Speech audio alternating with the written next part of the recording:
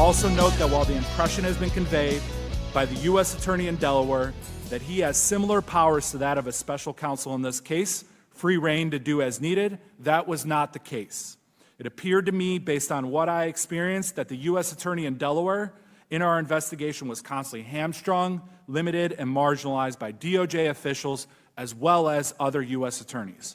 I still think that a special counsel is necessary for this investigation. Man, welcome back to the show. That is Whistleblower X, Joseph Ziegler. He is the guy who worked in the IRS investigative division for over a decade. And in his opening statement here before the House Oversight Committee, Ziegler accuses the Department of Justice of obstructing the probe against Hunter Biden, which would then mean that Merrick Garland lied under oath. And while we suspected it, it's pretty damn definitive now.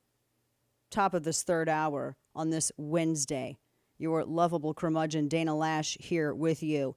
And I'm going to tell you something. I'm watching the testimony of this guy, Joseph Ziegler, and I'm saying this because the left, I don't care. He seems more rule of law than anything else. He's a gay Democrat, and he says he's married to a man. Well, he's a gay man, so that makes sense. But in his opening statement that I was sharing with you at the top of the show, he was very indignantly shrugging off that identity politic identifier and saying that the law should be equally applied no matter what. And that's, he said it he said that sentiment 3 different ways in his opening statement. And I was watching his body language in some of this, and I'm watching it now. I have it up on my monitor. I'm watching this now. It's ongoing. He is livid. Now he, speaking very calmly. He's got a lot of energy. This is the body language of a guy who is enraged. He's sitting there. He's got his arms pressed. He is like ramrod straight, and he's shifting in his seat, and he's making eye contact. And his movements are just aggressive enough. I'm looking at his body language. He's a guy who's righteously indignant. He's mad. And if this, if he was a Republican, Democrat, if this was about a Republican son, I find this guy compelling just because of his body language and his voice. Because he is got the energy and the confidence in his voice of someone who is going to fist fight you because he's done with it. That's what, get rid of that Jack Smith going to Subway. Let's talk about this Joseph Ziegler. I'm more interested in what he's doing. But the big thing is he's hitting on the rule of law. He noted in his opening statement, because I shared with you, I read parts of the opening statement with you. And then he was saying in his remarks before House Oversight, he said, I'll note that while the impression has been conveyed by that U.S. attorney in Delaware, and we were talking about this, he says that he's got similar powers to that of a special counsel. He's like, in this case, to do free rein as needed. He goes, that wasn't the case. He's like, they were constantly hamstrung, limited, marginalized by DOJ officials and other U.S. attorneys. Whew. And he says oh man, this is wild. Merrick Garland lied. Well, we know he did, but now I think it's pretty damn definitive. How many times did he say, well, I am not obstructing anything? Every time. Every single time. Didn't he have a special press conference on this, didn't he? He had a special press conference. Lorraine, who is moderating the YouTube chat discussion, and she has pieces over at Chapter and Verse on Substack. She's following this as well, and she noted that Ziegler was, because he's pushing back. He's giving it as good as he's getting it with some of the questioning. He was saying that Hunter and his business associates got over $3 million from Romania. He was saying that the amount from Burisma was like $6.5 million. Ziegler said that everyone agreed to have brought felony accounts for 2014 and 2015. And he said they were agreeing on this, felonies for 2018 and 2019.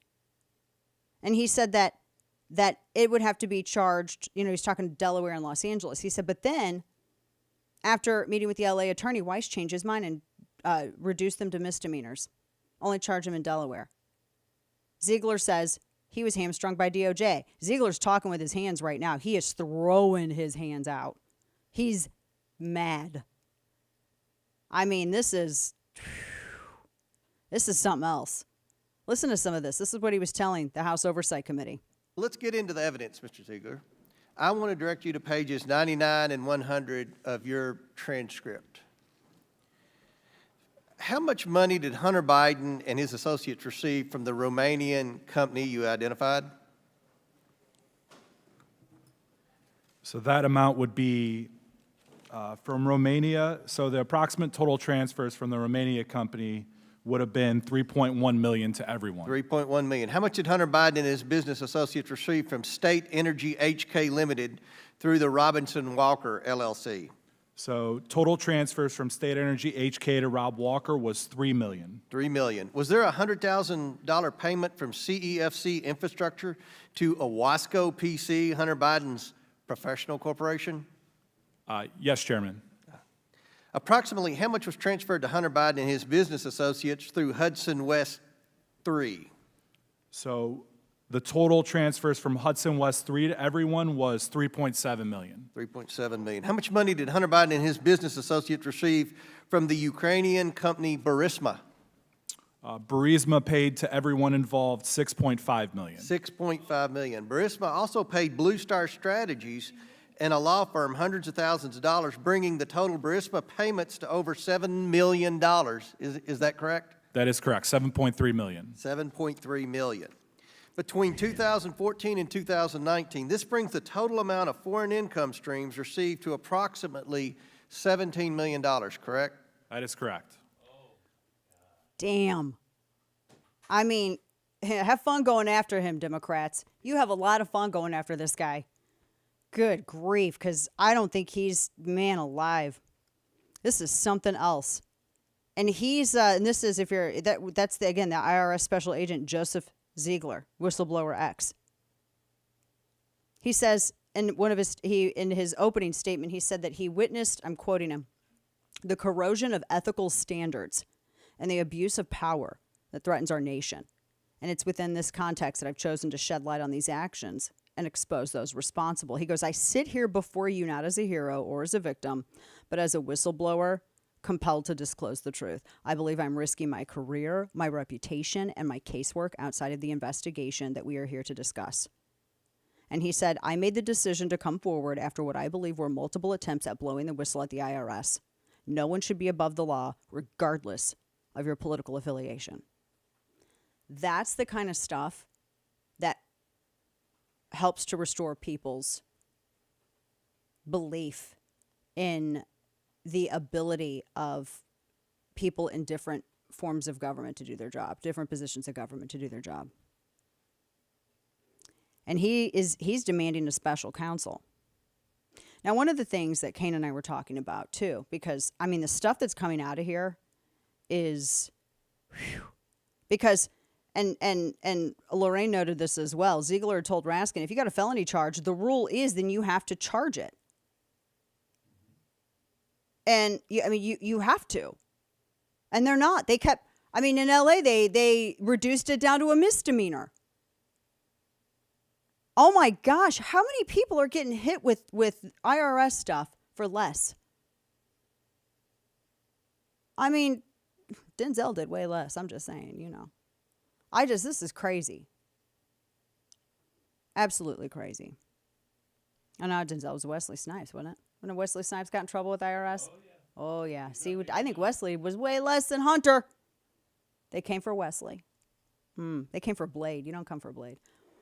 Now, Kane and I were talking on break because this means unequivocally, there is no way to explain how so many charges were reduced or dropped or something was changed or not done unless you have the intervention of the DOJ.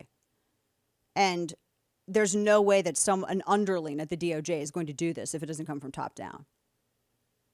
So Kane and I were saying, all right, well, obviously you got to impeach Merrick Garland. I totally agree. And Raskin's just being an absolute rat bastard in this. He is. He's going after Ziegler, trying to discredit him over his statements. Did you have that? Is that what you have? Yeah, I was like looking at the clip. Yeah. This is some of Raskin being I can't say what Kane said in Slack. But Kane says that he does not like Raskin right now. Is that familiar to you, that kind of decision by a prosecutor? So I can't speak to anything related to the Trump investigation, but the issue here with this case is that it wasn't just investigators that agreed with these charges. In Exhibit 2 in my testimony, it clearly shows a prosecution recommendation report where it says right in the document that the Assistant United States Attorneys and Department of Justice Tax Division agreed with those recommended charges. And then again, and as Special Agent Ziegler alluded to in late 2022. And they were recommended to whom? To Department of Justice. So the prosecution recommendation report is referred to the Department of Justice Tax Division for approval, discretion, or declination. Right, but then it all went to the U.S. Attorney in Delaware, right? So that's not entirely accurate because, Department of Justice Tax Division up through March 16th of 2023 had not yet approved, provided discretion, or declined charges. So U.S. Attorney Weiss had no authority to charge any of those charges without the Department of Justice Tax Division's approval beforehand. It's like, come on. I mean, this is, golly, Garland lied. unequivocally. Now, the House, because I saw some people saying, oh, well, they got to impeach him. You better do your job, Kevin McCarthy. Well, yeah, Kevin McCarthy, the House can vote to impeach him, and then that's it. It's not going to get tried. And that's not because of Republicans. Because that's not how it works. The Senate tries impeachments. We don't run the Senate. We run the House, and they can vote for impeachment.